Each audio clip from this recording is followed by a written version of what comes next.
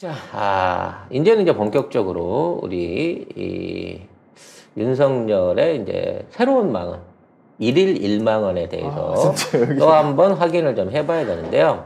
노답인 것 같아요.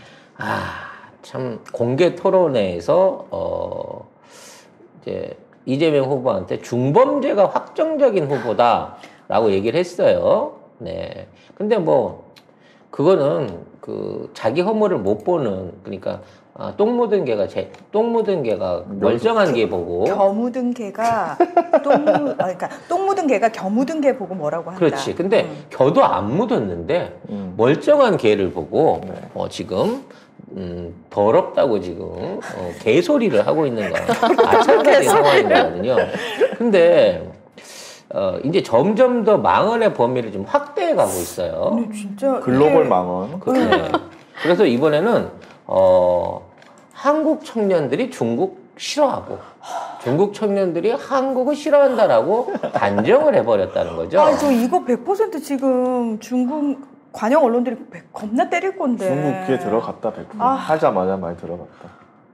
그러니까 이제 중국 언론에서는 아마도 친일 후보라고 얘기가 나올 수밖에 없지 않나라는 얘기가 나오는데, 사실 중국이 우리한테 감정이 이렇게 좋은 편은 아닙니다, 지금도. 네. 하지만 아쉬운 게 있기 때문에 반도체 수급 문제라든지 여러 가지 방역 관련한 베이징 올림픽 이런 게 있기 때문에 사실 말을 안 하고 있는 거거든요. 말을 안 하고 있는데 거기에서 뺨을 때리는 행동을 하게 되면 신났어. 네, 중국 입장에서는 정말 너무너무 배기 싫은 꼬라지를 배기 싫다고 할 수밖에 없는 발언들을 해버린 거예요. 부부가 쌍으로 해야 할 말, 해서는 안 되는 말 정말 구분 못하는 게 똑같습니다. 근데 사실 중국 청년들이 한국을 싫어하는 건 맞아요. 왜냐면 중국 정부가 지금 한국 문화의 그 문화적인 우수성을 두려워해갖고 어떻게든 이걸 폄하시키기 위해서 김치도 우리 거다, 한복도 우리 거다, 손흥민도 중국인이다, 김연아도. 세종대왕이 조선족이라고 얘기하던데요? 세종대왕도 중국 사람이고. 너 깜짝 놀랐어요. 네, 지금 넷플릭스에서 고요의 바다 하는데 발해기지라 그랬다고 그거 못 보게 한다고 펄펄 뛰고 있는 상황이고 지금 이런 거거든. 그러면서 이제 일본 놈들도 그렇지만 자꾸 혐한 분위기를 댓글이나 SNS를 통해서 흘리면서 이런 공작질을 하는 건 사실이에요. 근데 사실 그쪽에 있는 애들도 이게 지네들이 내부적인 조작이구나라는 걸 압니다. 그래서 암암리에 다 찾아보고 다 오징어 게임 보고 고요의 바다 보고 하면서 에이씨 정부가 하는 얘기 거짓말이야, 한국인들이 우리 싫어할 리가 없어 라는 식으로 자위를 하고 있는데, 공개적으로 대선 후보라는 놈이 이런 얘기를 툭 던지면 진짜 그런가? 한국에 대한 어떤 긍정적인 마음을 갖고 있던 것들 이거 이대로 유지하면 안 되겠는데 라는 단순한 반감을 가질 수밖에 없게 만드는 발언을 해버린 거거든요. 그리고 외국의 제대로 된 언론들 같으면 만약에 대선 후보가 이런 발언을 했다 그러면 100% 거의 대부분의 언론들이 이걸 비판하는 그런 기사들, 그러니까 그런 성향으로 기사들이 다 나올 겁니다. 그러니까 이렇게 다운표 타가지고 이렇게 이 사람을 부각시켜주는 식으로 기사 쓰지 않아요. 왜냐하면 그것 자체가 국가 외교에 엄청난 데미지를 미친다는 걸 너무나 잘 알고 있기 때문에 그게 잘못됐다라는 상식적인 차원에서 기사를 써야 되는데, 우리나라는 그게 아니니까 지금 더 심각한 문제가 되는 거예요. 근데 문제는 우리 정부를 친중 정부라고 얘기를 하면서 말하자면 우리가 중국이랑 친해가지고 미국이랑 일본한테 외교적으로 굉장히 잘못하고 있다는 방식으로 얘가 논리를 몰아가거든. 뉴스를 안 보나 봐. 너 좀 안 되겠다. 너 좀 배우자. 너 공부 좀 하자. 제발. 근데 이러한 얘기를 하면서 근거가 없어요, 문제는. 그냥 하는 거야, 그냥 하는 거야. 근거 있는 말 한 적 있어요? 누구한테 들었죠? 그랬더니 우리 집사람이 그러던데 최소한 이렇게라도 얘기해주면. 나중에 다른 기사 보니까 신문에서 봤다 이런 식으로 얘기를 하더라. 아니 근데 그거는 언론들은 그렇게라도 얘기할 수 있지. 그리고 무슨 신문인지 모르겠지만 어쨌든, 그리고 이거를 주한 미 상공회의소 가가지고 간담회에서 이런 얘기를 했어요. 그러니까 거기 그 주중이라든지 이런 사람들은 없다고 치지만 그 자리에 가가지고 중국 얘기를 이렇게 해버림으로 인해 갖고 그 사람들도 벙찌게 만드는 얘기를 해버린 거고. 그러니까 이게 정말 국제 관계를 진짜 왜 1차원적으로 보는 전형적인 그 조중동 프레임에 갇혀서 세상을 보기 때문에 이렇게 되는 거예요. 그러니까 아니, 근데 미국 있는 데서 그때는 중국 대사 만나서 뭐 중국과 열심히 잘 하겠다. 그러니까 그런 식으로 반응한다는 거죠. 뭐지? 미중 갈등이 있으니까 미국 사람들 앞에서 중국 욕하면 얘들이 좋아하겠지 나. 정말 단순하게 생각한 거예요. 근데 사실은 송작가 TV를 계속 들으신 분들은 알겠지만 겉으로 보면 미중 갈등이지만 안으로 보면 얘들도 필요할 때 서로 협력 엄청 하고 있거든요. 근데 거기까지 생각을 못 미치는 거지. 그러니까 우리 입장에서는 늘 말하지만 양쪽에서 전부 다 자기 편으로 만들기 위해서 애쓰게끔 양쪽에 좀 더 정을 덜 주면 돼 사실은. 줄 듯 하면서 이게 정을 안 주는 모습을 보이지만 그렇다고 해서 너무 멀리 나 이거 버림받았나 봐 또 이런 마음을 줘서는 안 되는 거거든. 그렇죠. 잡힐 듯 말 듯. 그렇지. 잡힐 듯 말 듯. 밀당 잘해야 돼. 저 갖고 싶다라고 하는 그 욕망을 떨칠 없을 만큼 나한테 차갑게 굴지만 마음은 있을 거야 이런 그 미련을 남겨주고 해야 되는데 이런 걸 대놓고 말을 던져버리면 저쪽에서 오히려 애정이 애증으로 변하는 오히려 역효과를 내게 된단 말이에요. 이런 걸 보고 우리가 이제 속대 표현으로 그렇게 표현하죠. 연애 고자다. 그렇지. 룸사롱에서 익힌 연예인이 어떻게 제대로 된 연애를 해봤겠어요? 근데 이러한 방식으로 했을 때 오히려 훨씬 더 외교적인 큰 피해가 오는 게 박근혜 아닙니까? 그치. 그렇게 데려다가 좋은 자리에 앉혀주고 사진 찍어주고 시진핑이 얼마나 좋아했어 박근혜 와가지고. 심지어 무박 2일 와갖고 팬더도 주겠다고 얘기하고 온갖 종류의 특혜를 다 베풀었는데 다 받아먹고 돌아가갖고 갑자기 사드 배치해가지고 뒤통수를 때려버리니까 괘씸죄에 걸려가지고 더 심하게 지금 하는 거야. 지금 우리가 그 사드가 지금 문제야? 사드는 어차피 레이더인데 지금 5,000km, 10,000km짜리 현무를 지금 배치를 하고 있는데도 말 못하는 건 뭐야? 문 대통령 눈치를 보기 때문에 못하는 거거든. 그렇죠. 외교는 이렇게 해야 되는 거예요. 우리나라가 대만 얘기해도 중국에서 우리나라 머리 깨진다는 얘기 안 합니다. 일본에서 대만 얘기하면 일본 머리 깬다 얘기하거든요, 중국이. 근데 우리나라도 조용히 중국은 그래서 지금까지도 지금은 우리를 미국하고 같은 동등한 위치에 보고 일본을 개호구로 알고 있어요. 이런 표현 괜찮을까? 근데 지금 윤석열이 일본하고 미국하고 손잡고 중국을 견제해야 되고 중국 사람 우리 싫어하고 우리도 중국 사람 싫어한다 이런 말을 하는 걸 보면 그리고 그런 사람이 뭐 30% 40% 대선 유력 주자 이런 걸 보게 된다면 진짜 한국 정부에 대한 개념을 새롭게 바꿔보는 이러한 개념을 가질 수가 있다니까. 근데 다 정말 중국 없이 중국하고 무역 안 하고 우리 GDP에서 무역이 차지하는 비중이 60%래요, 중국이. 중국하고 무역 안 하고 뭐 할 수 있습니까? 도대체 뭘 하겠다는 거예요, 도대체? 아무튼 이러한 부분 안에서의 경거망성을 생각했을 때 정말 이 사람은 기본이 안 검찰총장뿐만 아니라 시골 면장도 시키면 안 될 사람이에요. 근데 진짜 저는 하나부터 열까지가 다 의심스러워요. 정말 서울대는 자기 실력으로 들어간 게 맞을까? 비록 구술을 했지만 어쨌든 사법고시를 패스한 건 맞을까?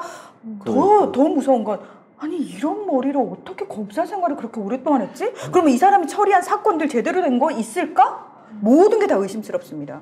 그리고 아마 검찰총장 진행하면서 결재를 지손으로 하긴 했을까라는 생각도 들어요.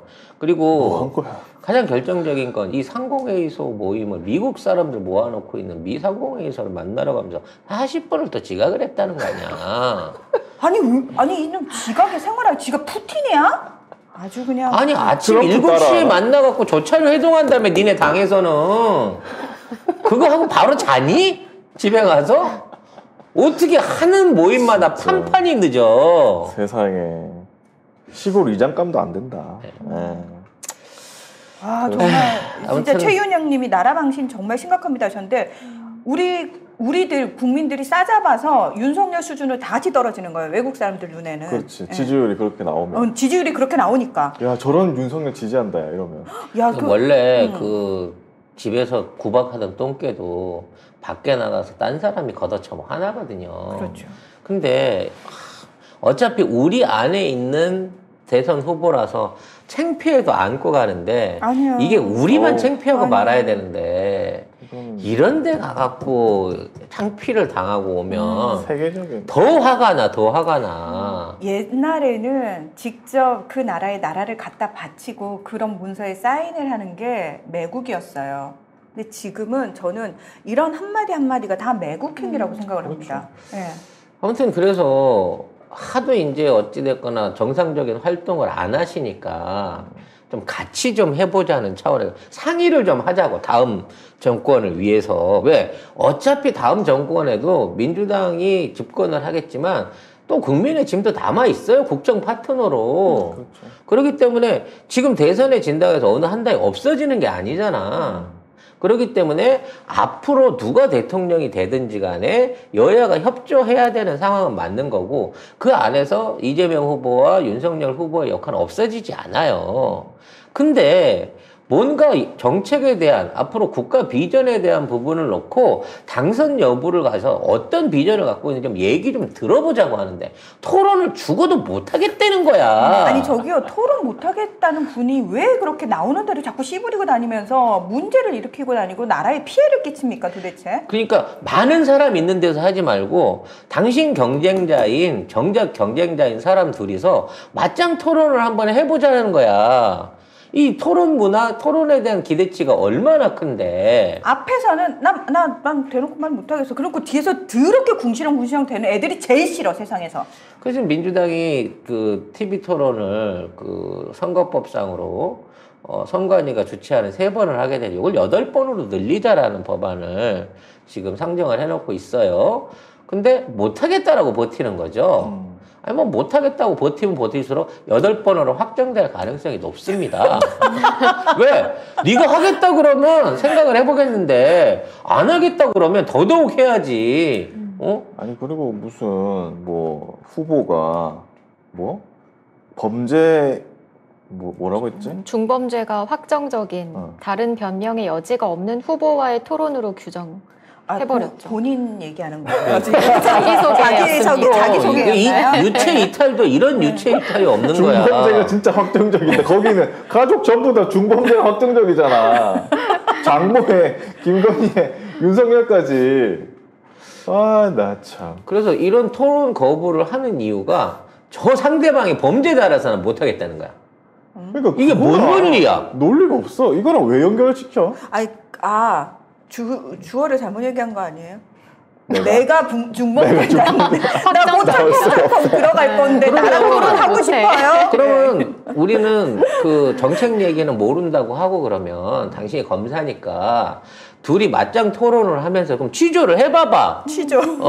이재명 후보를 당신이 취조를 해봐봐. 그래서 그 중범죄에 대한 증자를 통해갖고 자백을 한번 받아내봐봐. 그럼 당신 당선돼. 이 좋은 기회를 국민들이 다 봐주겠다는데 왜 그걸 안 해? 아니 그리고 일단 나와서 하면 되잖아.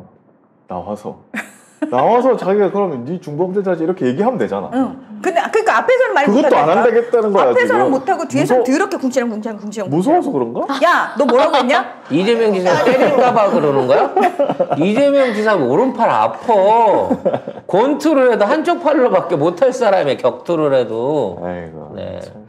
아무튼 토론을 안 하겠다고 하는 이게 국민들이 이해할 때 저거를 저 사람이 주장하는 이재명이 중범죄자라서 안 한다라고 하는 논리가 언제까지 먹힐 수 있을지 지켜볼 거예요. 그리고 본인만 안 하겠다고 하고 있지 김종인도 어떻게든 해야 된다고 지금 구슬리고 있는 거거든요. 지금 윤석열이 한 말 있잖아요. 한마디 한마디가 다 결국에 조금 시간이 지나면 자기한테 다시 가서 꽂힐 비수들입니다. 그렇죠. 100%. 100%. 100%입니다. 여기서 이제 결국 붙게 되면 법리 논리로 가면 구수생과 32살에 구수하고 붙은 사람하고 23살에 한 방에 붙은 사람하고의 차이를 또 우리가 또 보게 되는 거거든요. 예전에 왜 홍준표 그 대선 후보 나왔을 때 안철수가 저는 홍준표 의원 얘기 안 하겠습니다. 뭐 이렇게 한 적 있었잖아요. 그때 왜 그랬지? 뭐 아 맞아. 돼지 발정제 뭐 그 얘기 나와서 그런가? 아니 그거는 그 뭐였지? 그거는 맞아. 그때 그래서 너무 웃겨가지고 맞아, 토론회에서 그랬어요. 안철수 맞아요. 후보에 대해서 홍준표가 계속 공격을 하니까 그것 때문에 삐져가지고 삐졌나? 그런 건데 홍준표 후보랑은 토론 안 하겠습니다. 대답 안 하겠습니다. 네, 진짜 그 생각이 나더라고. 근데 아무튼 그 토론회에 참석을 하려고 그러면 5% 이상을 받아야 되거든요. 그럼 이렇게 되면 진짜 이재명하고 갑자기 심상정? 아니 안철수? 아니 허경영? 둘이만 단독으로 토론하는 거를 보게 되지 않을까. 진짜. 나 심히 걱정이 됩니다. 내가 보기엔 5% 얻을 가능성이 오히려 더 높아. 허경영이 더 높아, 안철수보다. 처음에는 사람들이 허경영 와 했는데 지금은 하도 전화질을 해대서 사람들이 비호감으로 찍었어. 전화 꼴보기 싫다고. 네. 도대체 그거 유선전화비를 그거 누가 내주는지 모르겠어요. 돈 진짜 많이 들 텐데. 돈 진짜 많이 들 텐데. 자, 아무튼 그래서 이와 관련해서 이제 토론 거부에 대해서 이재명 후보가 한 이야기가 있죠. 신발 한 짝을 사도 비교하고 사지 않냐. 그렇죠. 근데 왜 국민들이 비교의 기회를 안 주려고 하느냐라고 비판을 하고 있습니다. 근데 끝까지 안 하겠다고 버티는 놈을 강제로 끌고 올 수 있는 법이 없기 때문에 결과적으로 우리 국민들은 계속해서 베일 속에 가려져 있는 자기 얼굴로 하늘을 가리려고, 아니, 자기 손으로 하늘을 가리려고 하는 윤석열 씨밖에 못 본다는 거죠. 그 닭이 겁이 나면 머리를 땅에다 쳐박는다고 하는데, 결국, 닭 얼굴은 한 번도 못 보고, 닭 똥구멍만, 네. 닭 항문만 보게 되지 않을까라는 생각이 드네요. 항문이라서? 자, 아니, 윤석열을 좀 젊은 친구들 가는 사이트는 항이라고, 그냥. 진짜? 네, 그냥 항. 왜? 항문침 그 사람. 그것 때문에요? 네, 아예 항이라고 그러더라고요. 그러니까 이 왕자하고 항문침이라든지 이 부인 비리라든지 이런 게 오래 간다니까. 아예 별명이 항이에요. 네. 자, 그런 와중에 내부 분열은 계속 진행 중이죠. 홍문정이 이제 윤석열한테 박근혜를 복당시켜야 된다라는 얘기를 하고 있는데. 아유, 이분 계셨어요? 홍문정 그러게. 이분이 네. 몰랐는데 친박 신당이라는 곳의 대표래요. 아, 진짜? 이분이 그 아프리카 박물관인가 그거하고 또 그 맞아요. 관련해가지고 검찰 네. 비리 조사가 무마된 게 있는데 또 그 파일 하나 다시 나오는 꼴을 보려고 슬슬 기어 나왔네? 슬슬 기어 나오지 않나라는 생각이 들어요. 근데 지금 전에도 말씀드렸다시피 박근혜의 가석방 관련한 이제 얘기들이 몇 번 그 검찰총장 선에서 부결됐다라는 얘기들이 나오면서 네. 윤석열이 뭔가 가혹하게 박근혜한테 초월을 했던 것에 대한 그 사과를 요구하는 지지자들의 목소리가 높아지고 있거든요. 근데 지금 홍문종 이 대표도 그 얘기를 먼저 합니다. 조원진도 똑같이 그 얘기를 사과해라. 하고 있어요. 근데 그게 이제 팩트로 이어지게 되면 이른바 박근혜가 불쌍해서 윤석열을 찍겠다는 사람들 입장에서는 이제 역풍이 불 수밖에 없는 입장이 되는 거고 또 하나의 지지 세력을 잇는 거예요. 이미 20대는 다 잃은 거고 이제 여기에 친박 계열의 지지를 잃을 수밖에 없는 상황을 만들고 있거든요. 그러니까 복권이라도 시켜서 당에 복당을 시키면 그래도 내가 최소한 성의를 인정해 줄게라고 얘기를 하지만 윤석열이 이걸 받아들일 가능성은 거의 없다고 봐집니다. 그러니까 또 하나의 지지 세력을 버린 거죠, 윤석열은. 잠깐, 바본가? 여기 떼고 저기 떼고 나중에 벌거숭이 될 텐데. 결과적으로 떼줘도 아직 넉넉하다고 생각하는 거죠. 진짜 우리가 봤을 때 이미 지금 내가 보기에 그 몸뚱아리의 절반이 이미 회를 쳤거든. 그러니까 지가 헤엄치고 있기 때문에 아직도 지가 살아있다고 생각을 하는데 내가 보기에 절반은 지금 회 떴어요. 그렇습니다. 나머지가 그 뼈밖에 없는 상황인데도 불구하고 충분해. 이것만 가져도 충분해. 라고 생각을 하고 있는 거죠. 오늘 윤석열이 TK를 간다고 하거든요. 오늘 어떤 일이 일어날지 지켜봐야 될 것 같습니다. 내일 또 할 얘기 많아지겠네요. 내일은 또 어떤 망언을 꺼내놓을지 궁금하기도 하고요.